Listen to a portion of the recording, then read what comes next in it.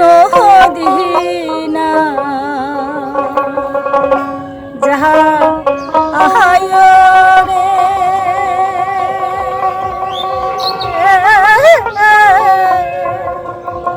বৈদ নদী না যায় রে বৈদ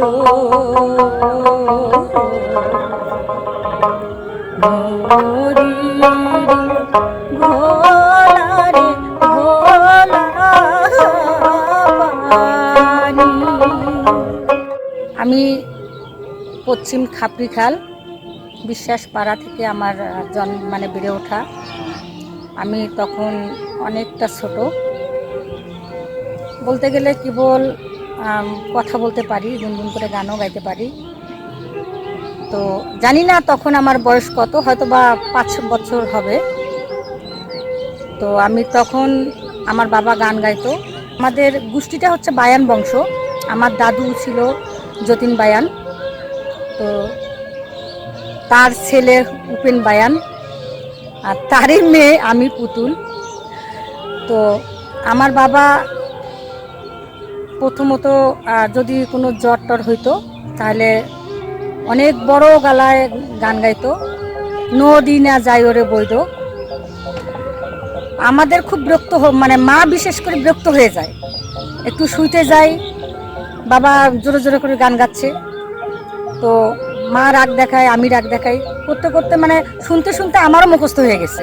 তো আমি তখন ব্রাগ স্কুলে পড়তাম, গ্রামে গ্রামে ব্রাগ স্কুল ছিল। তো আমার পাশের গ্রামে ব্রাগ স্কুল ছিল, তো সেখানে আমি পড়তাম। তো ব্রাগ স্কুলেও দেখি গান অডিট করতে আসে বড় বড় অফিসাররা, ওরাও দেখি গান শুনতে চায়, আবার গানও শিখায়। তো ওখানে শিখতে শিখতে মানে আমার গানের প্রতি এতটাই চাহিদা হয়ে উঠলো, তখন আমি পড়তে বসিয়েও গান করি। আসলে আমার মা পড়াশোনা কিছু জানে না, বাবা চার দোকান করতো, পাশাপাশি গান বাজনা যেখানে হয় বাবা খোল বাজাইতো, ছাপতাল বাজাইতো, ওখানে চলে যাইতো।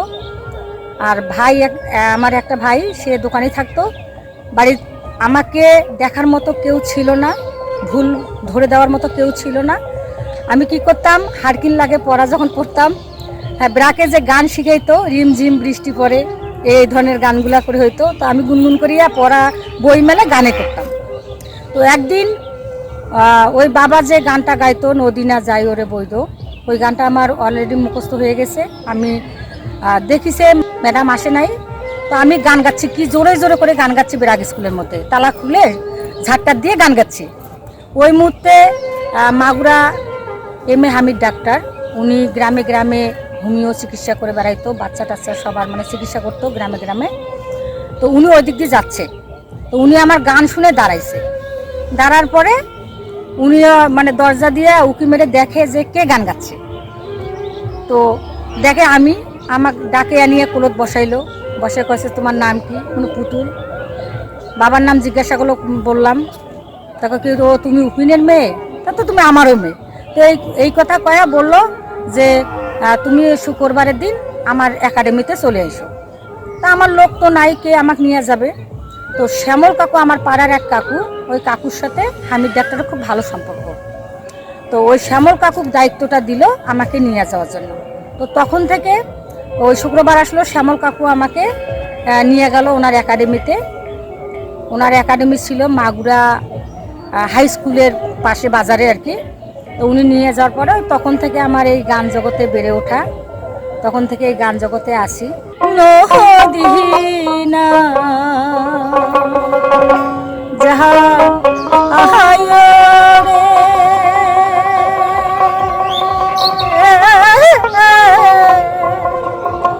বৈদ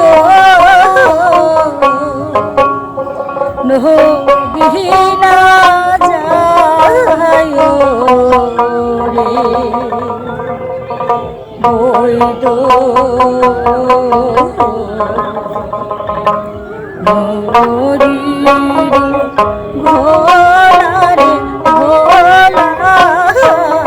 পানি বৈদ নদী ঘোড়া ভোলা বাণী। আমার সঙ্গীত জীবনে আমার প্রথম গুরু এম.এ. হামিদ ডক্টর, আর ওনার সাথে একসঙ্গেই সহকারী শ্রদ্ধেয় মাহাদুল হক। তো আসলে আমাদের আর্থিক অবস্থা ভালো ছিল না, আর এভাবে প্রতিদিন যাতায়াত করা আমার পক্ষে সম্ভব ছিল না। দেখা যায় আমার বাবা ভাই এরা সময় দিতে পারে না, তখন আমাকে বাসায় বসে থাকতে হয়। আর একদিন এক প্রোগ্রামে খলেয়া গঞ্জিপুর একটা প্রোগ্রামে গিয়েছিলাম। তো সেখানে আমার গানে মুগ্ধ হয়ে হারুনা রশিদ স্যার, একজন সাদা মনের মানুষ, 10 জনের মধ্যে একজন, তো উনি আমাকে দেখার পরে, আমার কণ্ঠ শোনার পরে উনি আমাকে ওনার কাছে টানি নিয়েছে। উনি বলেছে যে তোমার বাড়ি কোথায়, আমি বলেছি। উনি আমার বাবা মা আমার অবস্থা শুনে বলছে যে তুমি এখানে এই স্কুলে ভর্তি হও, আমি তোমার সব খরচ পড়াশোনার সব আমি বহন করব। তো এই কথা বলে উনি ওনার একাডেমিতে আমাকে নিয়ে যায়। নিয়ে যাওয়ার পরে উনি দেখাইলো ওনার বাসায় কতজন ছাত্রছাত্রী আছে, অনেক অনেক বাচ্চা কাচ্চা ওনার বাসায় থাকে। হ্যাঁ, উনিও পড়াশোনা করায়, বই খাতা প্রাইভেট থেকে শুরু করে উনি সব পূর্ণ বহন করে। তো বলার পরে আমাকেও তাই বলল। তারপরে আমি যে আমার বাবা মা বললাম, বাবা মা রাজি হয়ে গেল। তারপরে আমাকে খলেয়া গঞ্জিপুর স্কুলে ভর্তি করে নেন। দেওয়ার পরে উনি আমাকে বইপত্র, এমনকি খাতা কলম, গাইড, প্রাইভেট পরীক্ষার ফি থেকে শুরু করে সম্পূর্ণ হারুন স্যার একাই বহন করেছেন। এবং আমি যখন যাইতাম চন্দ্রনাথ থেকে খলেয়াগঞ্জপুর আসতাম, যাইতাম, বাসে 2 টাকা করে ভাড়া নিত, সেটাও আমার ক্ষমতা ছিল না, স্যারে আমাকে দিত।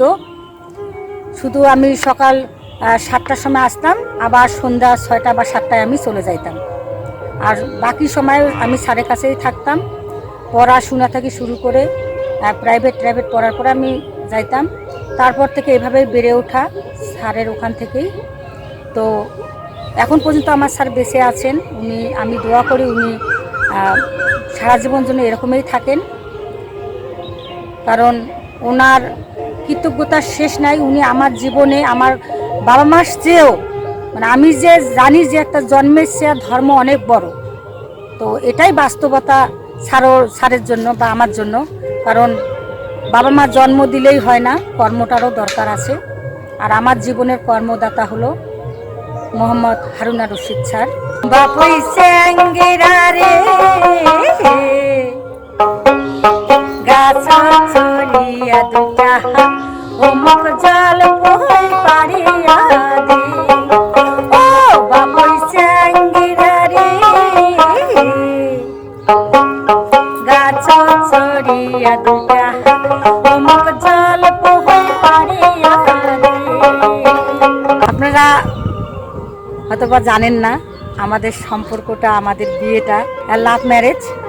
সেই হারুন স্যারের একাডেমি থেকেই আমাদের ভালোবাসার জন্ম। আমরা সেখান থেকেই দুজনকেই পছন্দ করি। আজ আপনাদের আশীর্বাদে আমরা সেই দুজনেই আছি, এক হয়ে আছি। তো আমাদের একটা ছোট পরিবার আছে, ভালোবাসার পরিবার। সেখানে আমরা স্বামী স্ত্রী, আমার 2টি সন্তান, হাসি খুশি পরিবার। আর সম্পূর্ণ হয়েছে আপনাদের আশীর্বাদ, সৃষ্টিকর্তার আশীর্বাদ। আর আজকে যে আমি এত দূর আসতে পেরেছি, এই গান জগৎটাকে ধরে রাখতে পেরেছি, সম্পূর্ণ আমি মনে করি সম্পূর্ণ কৃতিত্ব হচ্ছে আমার স্বামীর। কারণ তার ভালোবাসা, তার অনুপ্রেরণা, তার আবেগ এবং তার শিখানোগুলি না পাইলে মনে হয় আমি এত দূরে আসতে পারতাম না।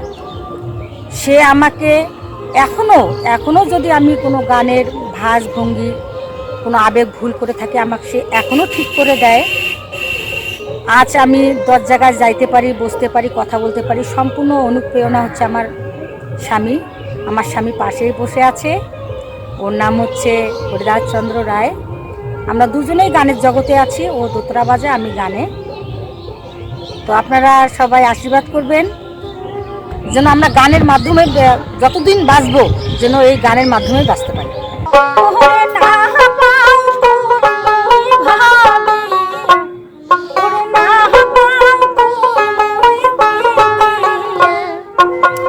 কোন দিন